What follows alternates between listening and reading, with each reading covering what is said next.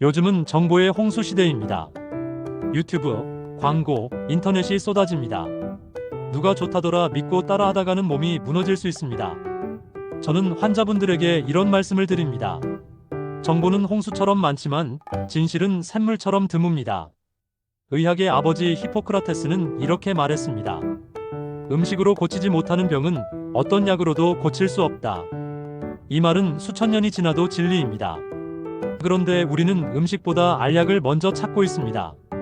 시니어 여러분들 죽는 날까지 배워야 한다는 고서의 현고학생이란 말처럼요. 잘 배우고 알아서 나를 지키는 게 우선이란 생각을 해봅니다. 오늘 저는 단호히 말씀드립니다. 아무 영양제나 드시는 시대는 끝났습니다. 잘못된 보충제는 약이 아니라 독이 됩니다. 오늘은 반드시 멀리해야 할 7가지 보충제를 말씀드리겠습니다. 그리고 그 대신 무엇을 해야 하는지도 알려드리겠습니다. 반드시 멀리해야 할 7가지 보충제. 1. 칼슘 보충제의 과신. 뼈에 좋다고 믿지만 과량은 혈관을 굳게 만듭니다. 신장결석, 뇌졸중, 심근경색 위험이 올라갑니다. 실제 사례. 70대 여성 환자분, 하루 2알 칼슘제 복용. 몇 년 뒤 신장결석으로 응급실 내원. 연구. 하버드 의대 연구 고용량 칼슘제 복용 시 심혈관 위험 증가. 대안. 멸치, 두부, 시금치, 요거트. 아침 햇빛 20분, 걷기 운동. 종합 비타민 패키지. 겉보기엔 편리하지만 중복 과량 문제가 큽니다. 간신장의 부담. 처방약과 충돌 시 사고 위험. 실제 사례. 60대 남성, 종합 비타민 2종류 복용. 검진에서 간 수치 급상승. 연구. 존스홉킨스 대학 종합 비타민은 암심장병 예방 효과 없음.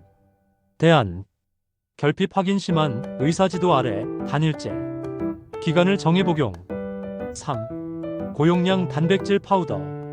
근육에 좋다고 하지만 노인 신장을 해칩니다. 고혈압 당뇨 신장 질환 환자에게 특히 위험. 실제 사례. 70대 남성, 단백질 파우더 장기간 복용. 몇 달 뒤 신부전 악화. 연구. 국제신장학회 고령층 고단백 식이는 신부전 위험 증가. 대안. 달걀, 생선, 두부, 콩, 살코기. 근력 운동과 병행. 4. 은행잎 추출물. 기억력 개선, 치매 예방 효과는 과장. 혈액을 지나치게 묽게 해 출혈 위험. 실제 사례. 80대 환자, 항응고제 복용 은행잎 추출물. 작은 상처에도 출혈 멈추지 않아 응급실. 연구. 독일 미국 임상시험 치매 예방 효과 뚜렷하지 않음. 대안. 매일 걷기, 책 읽기, 언어 배우기, 대화. 5. 고용량 비타민 E. 항산화라는 이름은 멋집니다. 하지만 과량 복용은 뇌출혈 위험을 높입니다. 연구. 미국 NIH 연구 고용량 비타민 E 뇌출혈 위험 증가. 대안. 녹황색 채소, 신선한 과일, 견과류, 올리브유. 6. 베타카로틴 보충제. 흡연자가 고용량을 먹으면 폐암 위험이 증가합니다. 연구. 핀란드 대규모 임상시험 흡연자 베타카로틴 폐암 발생률 증가. 대안. 당근, 호박, 시금치 같은 채소로 섭취. 7. 오메가3 고용량. 심장에 좋다는 광고가 많습니다. 하지만 과량 복용은 심방세동 부정맥 위험을 높입니다. 혈액을 지나치게 묽게 해 출혈 위험도 있습니다. 실제 사례. 70대 남성, 심장 건강 위해 오메가3 고용량 복용. 부정맥 증상으로 병원 입원. 연구. 뉴잉글랜드 의학저널 NEJM 보고. 고용량 오메가3는 일부 환자에서 심방세동 위험 증가. 대안. 주 2회에서 3회 생선 섭취. 특히 고등어, 연어, 정어리 같은 등푸른 생선. 필요시 의사 처방 아래 소량만 보충. 마무리 다시 히포크라테스로. 오늘 말씀드린 7가지를 꼭 기억하십시오.